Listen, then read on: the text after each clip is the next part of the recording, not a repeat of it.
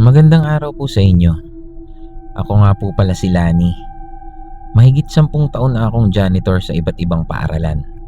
Sanay na ako sa katahimikan ng mga classroom, madidilim na hallway at mga gusaling halos walang tao kapag bakasyon o gabi na.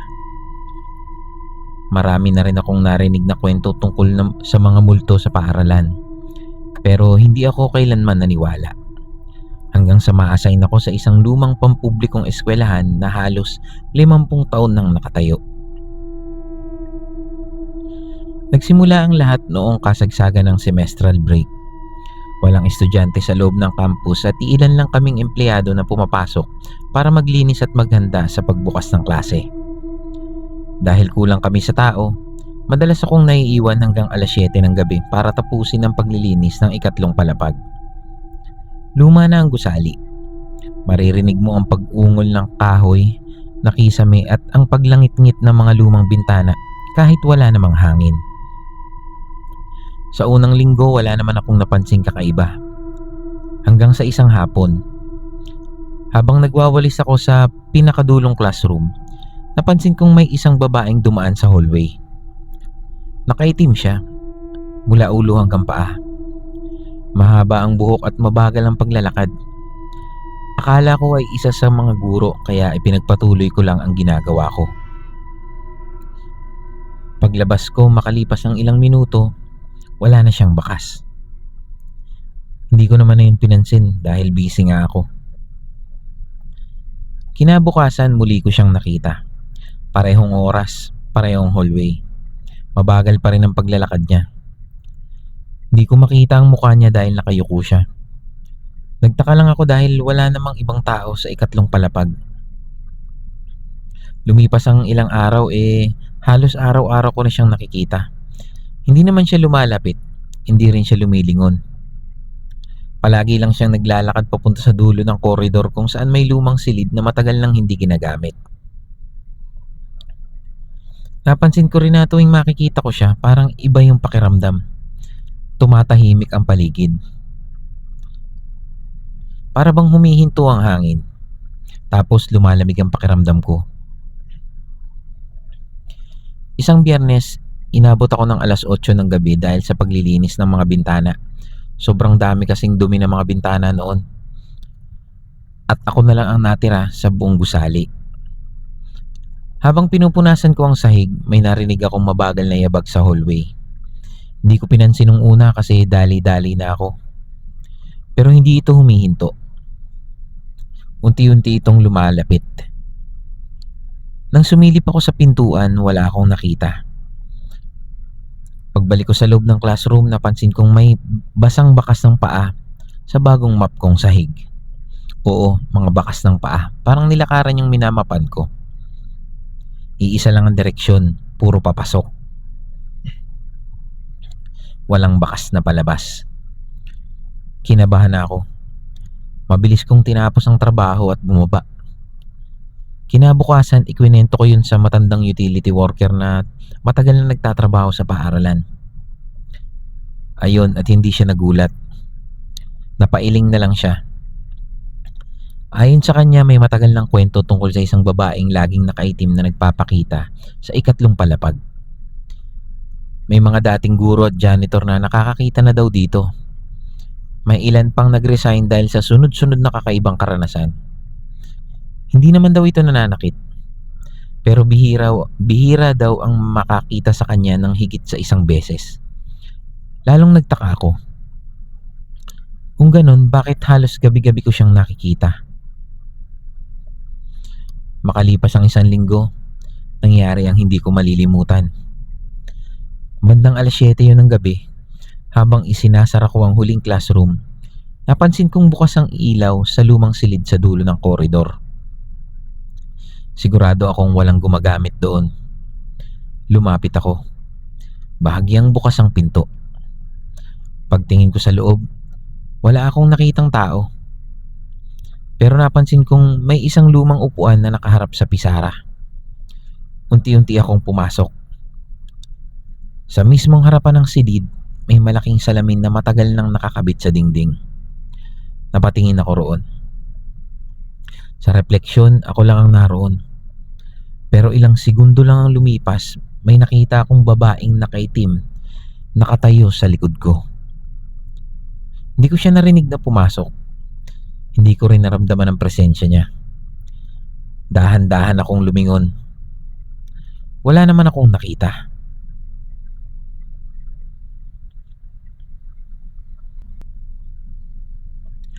Nang tumingin akong muli sa salamin, naroon pa rin siya. Nakatayo, nakatungo. Unti-unti niyang iniangat ang ulo. Hindi ko nakita ng malinaw ang mukha niya, pero sapat na ang nakita ko para mawalan ako ng lakas. Oo, nawalan ako ng lakas at nanghina ang mga tuhod ko. Parang walang buhay ang kanyang mga mata. Mabilis akong napaatras at halos madapa palabas ng silid. Hindi na ako lumingon. Kinabukasan hindi na ako pumasok. Nagpahinga muna ako ng 2 araw.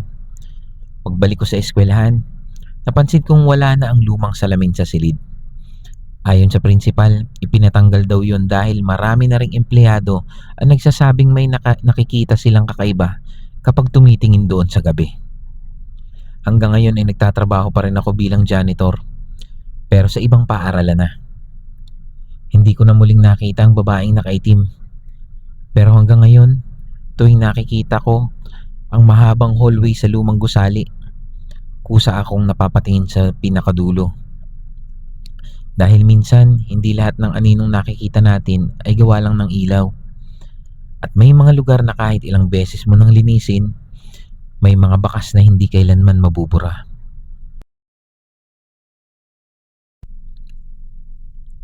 Magandang araw sa inyo mga kasikreto at sa Pinoy Secret Circle TV. Itago nyo na lang po ako sa pangalang Nestor. Isa po akong janitor sa kilalang mall dito sa Pilipinas. Marami na akong naging karanasan sa trabaho dahil 8 taon na akong nagtatrabaho bilang ganito.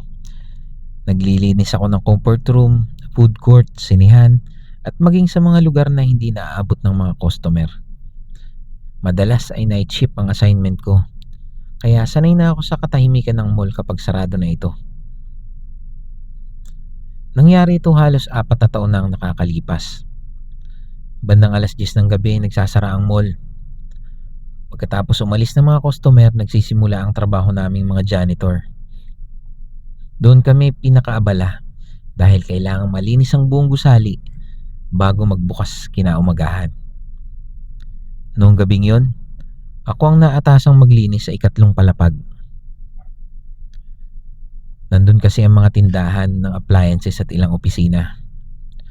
Tahimik ang buong mall. Ang maririnig mo lang ay ugong ng air conditioning, tunog ng floor polishing machine, at paminsan-minsang anunsyo ng security office sa radyo. Habang nagtutulak ako ng mop bucket, napansin kong tila may aninong dumaan sa dulo ng hallway. Inakala kong isa lang siya sa mga gwardya. Hindi ko naman na yun pinansin dahil sobrang busy. Makalipas ang ilang minuto, muli kong nakita ang parehong anino. Mabilis itong dumaan sa pagitan ng 2 saradong tindahan. Pagpunta ko doon, wala namang tao. Normal lang naman sa mall ang magkaroon ng mga refleksyon mula sa salamin. Kaya hindi na ako masyadong nag-isip. Pero habang tumatagal ang gabi, mas madalas ko na itong napapansin. Hindi ko makita ang mukha nito. Hindi ko rin makita ang buong katawan. Isa lang siyang maitim na anyo na parang mabilis na dumaraan sa gilid ng paningin ko. Sa tuwing lilingon ako, wala na. Bandang 1:00 ng madaling araw natapos ko ang 3 palapag at bumaba na ako sa basement para magtapon ng basura. Ang basement ang pinakaayaw kong puntahan. Malamig, tahimik at mahina ang ilaw.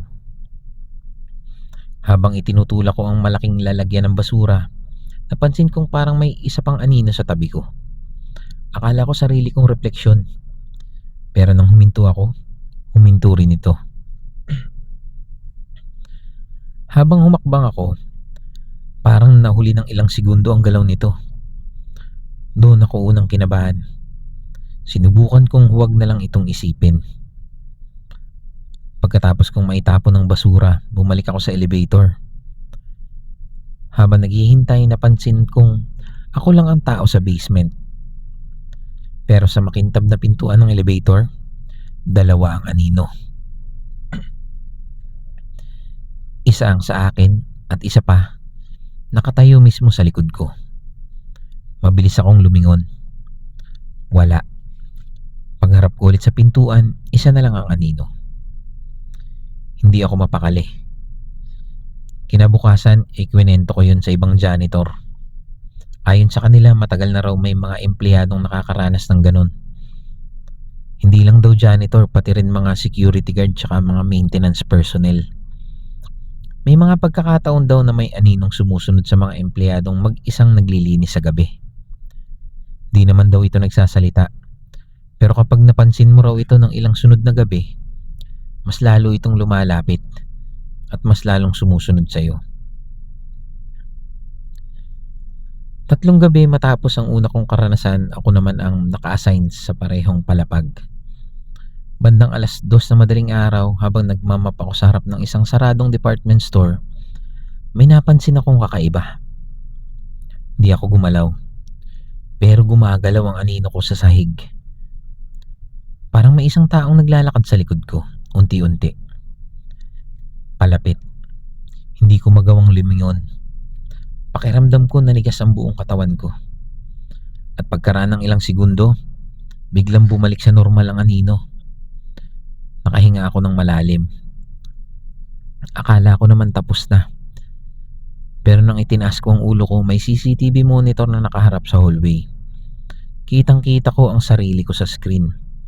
Mag-isa akong nakatayo, pero may isa pang maitim na anyo na nakadikit halos sa likuran ko. Matangkad, payat, at walang malinaw na mukha. Nang humarap ako, nawala ito. Hindi ako makapagtrabaho ng maayos sa gabing yun. Bandang 5:00 ng umaga, nagliwanag ang paligid at nagsimula nang dumating ang mga unang empleyado ng mall. Pakiramdam ko gumaan ang hangin. Parang biglang may nawala. Bago ako umuwi, sinubukan kong tingnan ang CCTV recording kasama ang control room personnel. At nagulat kami. Sa buong oras na sinabi kong may nakita ako, mag-isa lang talaga akong nakikita sa video. Walang ibang tao, walang ibang anino. Pero isang bagay ang napansin namin. Sa ilang bahagi ng recording, may mga pagkakataong tila humahaba ang sarili kong anino kahit pareho lang ang ilaw sa hallway. Hindi yun may paliwanag ng technician. Sinabi niyang baka nagka-glitch lang ang camera. Makalipas ang 2 linggo, nagpalipat ako ng assignment sa ibang branch. Hindi ko na muling binalikan ng mall na yun. Pero may mga dati ko pa rin kasamahan na nagtatrabaho doon hanggang ngayon. Minsan nagkikita kami at halos pare-pareho ang kwento nila. May mga bagong empleyado daw na nagtatanong kung bakit parang may taong sumusunod sa kanila tuwing madaling araw. Tinitingnan din nila sa CCTV. Wala namang ibang tao. Hindi ko alam kung ano talaga ang nakita ko nung mga gabing yun. Pagod ba ako noon, guni-guni? O may isang bagay talagang hindi nakikita ng ordinaryong mata? Pero isang bagay ang sigurado ko, mula nang maranasan ko yun. Hindi na ako kailanman naglinis sa mall nang mag-isa sa kalagitnaan ng gabi. Dahil may mga aninong hindi lang basta refleksyon ng ilaw. May ilan sa kanila na tahimik lang na sumusunod at naghihintay na mapansin mo sila. Kumusta po Sir Myrus at sa buong team ng Pinoy Secret Circle TV? Tawagin niyo na lang po akong Peter. 2 taon na akong janitor sa kilalang fast food chain dito sa Pilipinas. Night shift ang trabaho ko kaya halos araw-araw ay naabot ako ng madaling araw sa paglilinis ng dining area, kusina, stockroom at mga comfort room. Hindi naman talaga ako matatakotin pero dahil sa pangyayaring ito, talagang pinanayuan ako ng balahibo. Nangyari ito nung kasagsagan ng tag-ulan. Malakas ang ulan noong gabing yon kaya maaga ring nagsiuwian ng mga customer. Bandang 11:00 nagsimula na kaming maglinis. Habang ang mga crew ay nagbibilang ng inventory at nagliligpit ng kitchen equipment, Ako naman ang naatasang maglinis ng stockroom at likurang bahagi ng kusina. Luma ng branch na yon. Mahigit 20 taon na raw itong nakatayo at ilang beses nang nirenovate. May mga bahagi ng likod na hindi na gaanong ginagamit, lalo na ang lumang storage area na puno ng mga sirang upuan, lumang freezer at mga kahong hindi na nabubuksan. Habang nagwawalis ako sa stockroom, may narinig akong parang may nahulog na metal sa kabilang bahagi ng storage. Inakala kong may pusang nakapasok. Pagtingin ko wala naman. Tahimik ang buong lugar. Nagpatuloy ako sa paglilinis. Makalipas ang ilang minuto, muli kong narinig ang kalansing, pero mas malapit na. Parang may gumagapang sa sementadong sahig. Tumapat ako sa pinagmulan ng tunog. Wala pa rin naman akong makita. Nang yumuko ako para pulutin ang isang basurahan na natumba, may napansin akong tila kamay sa ilalim ng lumang estante. Oo, kamay. Nanlamig ako. Mukha talaga itong kamay ng tao. Maputla, madumi, at para bang bagong naputol. Napatras ako. Pero nang sindihan ko ng mabuti ang flashlight, wala na. Inisip kong baka pagod lang talaga ako. At bumalik na ako sa trabaho. Bandang 1:00 ng madaling araw, ako na lang ang nasa likurang bahagi ng branch. Abala ang mga crew sa harapan. Habang nagmamap ako sa koridor papunta sa freezer room, napansin kong may bakas sa sahig. Hindi ito yapak. Parang marka ng isang kamay. 5 daliri. Kitang-kita naman ang hugis. At sunod-sunod ang bakas. Parang may isang kamay na gumagapang papasok sa storage room. Hindi ko alam kung bakit, pero sinundan ko ito. Pagdating ko sa loob, nagtatapos ang bakas sa isang lumang pader. Wala nang kasunod. Parang doon na lang sila biglang nawala. Lumipas ang ilang gabi, halos parehas lang ang nangyayari. Kapag ako nakasign sa stockroom, may naririnig akong kalansing. May gumagalaw sa gilid ng paningin ko at paminsan-minsan may nakikita akong putol na kamay na mabilis nawawala. Hindi ko ito sinabi agad sa kasamahan ko. Baka isipin nilang gumagawa ako ng kwento. Hanggang sa isang madaling araw, bandang 3:00, habang naglilinis ako sa ilalim ng stainless na table sa kusina, may naramdaman akong tila may humawak sa mop. Hindi malakas, parang may pumigil lang. Pagtingin ko sa sahig, halos mabitawan ko ang hawak ko. May isang putol na kamay. Maitim ang mga kuko, maputla ang balat, at dahan-dahan itong binitiwan ng mop.